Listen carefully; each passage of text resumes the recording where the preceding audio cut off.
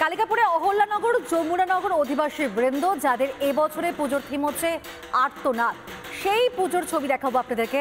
আর এটা কিন্তু একেবারে মহিলা পরিচালিত পুজো। প্রকৃতপক্ষে এখানে সেনার জীবন কাহিনী বর্ণনা করা হয়েছে। কোনো সেনা জওয়ান যখন যুদ্ধে যায় তখন সেই সময় তার নিজের জীবন যখন যুদ্ধে সে উৎসর্গ করে দেয়, দেশের জন্য উৎসর্গ করে নিজের জীবন, তখন তার পরিবারের কি হয়, কিভাবে বাঁচে তাদের পরিবার, কি অবস্থার মধ্যে থাকে তারা, সেটাই কিন্তু ফুটিয়ে তোলা হয়েছে এই মণ্ডপের মাধ্যমে।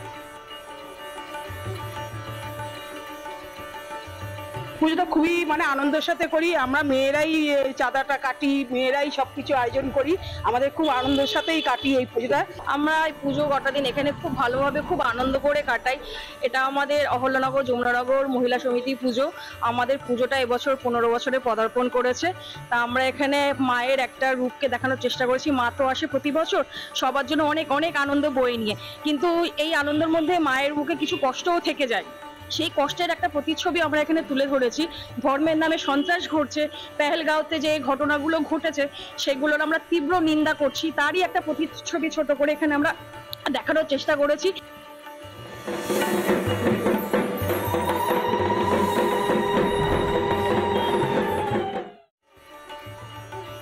থিম, সাবেকিয়ানা, নান্দনিকতা মিলেমিশে কিন্তু একেবারে একাকার ষষ্ঠীর সকাল। যেখানে থিম পুজো দেখলেন আপনারা, ঠিক সেই জায়গা থেকে বনেদি বাড়ি ছবিও দেখাবো আপনাদেরকে। নিয়ে যাব পাথুরিয়াঘাটা রাজবাড়িতে, যেটা হচ্ছে উত্তর কলকাতার অন্যতম বনেদি বাড়ি পুজো। আর এবার 179 বর্ষে পদার্পণ করেছে এই পুজো। এই রাজবাড়ির প্রত্যেকটা খিলানি হয়তো রয়েছে অজস্র ইতিহাস, রয়েছে ঐতিহ্য। সেই ছবি আরও একবার দেখাবো রুমকির পাঠানো প্রতিবেদনের মাধ্যমে। দেখুন সেই ছবি। এই মুহূর্তে আমি উত্তর কলকাতার অন্যতম গুরুত্বপূর্ণ পাথুরিয়াঘাটা বনেদি বাড়িতে রয়েছি। খিলাত ঘোষ এই বাড়িটি তৈরি করেছিলেন। 179 বছর ধরে এখানকার পুজো প্রচলিত হয়ে আসে। প্রতি বছর নিয়ম রীতি অনুযায়ী কিন্তু এখানে পুজো হয়। তোমাকে গোটা বাড়ির অ্যাম্বিয়েন্সটা একবার দেখানোর চেষ্টা করব। তুমি দেখতে পাচ্ছ সাজিয়ে তোলা হয়েছে কার্যত, যেহেতু উমা এসেছেন ঘরে তাই সাজিয়ে তোলা হয়েছে লাল সাদা এই থিমে পুরো বাড়ি সাজিয়ে তোলা হয়েছে। এবং আজ ষষ্ঠী থেকেই কিন্তু এখানে পুজো আরম্ভ হয়। আজ সকাল 10টা থেকে পুজো শুরু হওয়ার কথা রয়েছে, তাই একেবারে যে শেষ মুহূর্তের প্রস্তুতি বলা চলে, সেই শেষ মুহূর্তের প্রস্তুতি চলছে। একবার তোমাকে আমি দেখাচ্ছিলাম কিছুক্ষণ আগেই যে একে একে কিন্তু মানুষ ইতিমধ্যেই আসতে শুরু করেছে। পাথুরিয়াঘাটাও কিন্তু ষষ্ঠী থেকে দশমী পর্যন্ত কিন্তু সাধারণ দর্শকদের জন্য বা সাধারণ মানুষের জন্য খুলে দেওয়া হয়, তাই এই প্রচুর মানুষ ইতিমধ্যেই আসতে শুরু করেছেন। একেবারে সাবেকি প্রতিমা, একচালার ঠাকুর এবং মায়ের মুখ কিন্তু অত্যন্তই সুন্দর যে ছবি আমরা দেখতে পাচ্ছি। খুব সুন্দর, চারিদিকটা দেখতে খুব ভালো লাগছে। এখন ভালো লাগছে। হ্যাঁ। আর কি প্ল্যান রয়েছে আজকে? এখন আজকের আছে প্ল্যান সব বনেদি বাড়ি দেখার নর্থের। আচ্ছা, তো এটাই প্রথম আজকের। এটা প্রথম। হ্যাঁ। এত সকাল সকাল চলে এসছো, বৃষ্টির ভয় নাকি? ক্রাউডের ভয়। ক্রাউডের ভয়, আচ্ছা। হ্যাঁ। আর কোথায় কোথায় যাবে?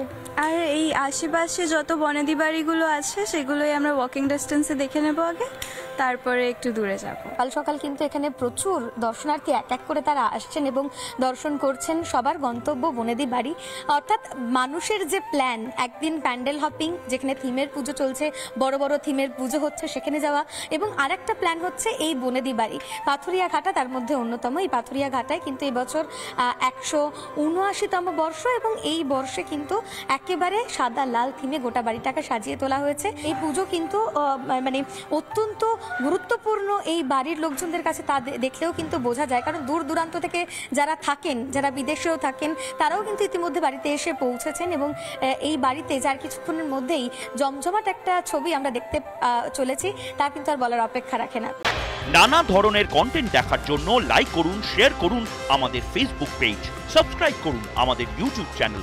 পাশাপাশি অন্যান্য ব্রেকিং নিউজের জন্য অবশ্যই চোখ রাখুন রিপাবলিক বাংলায়।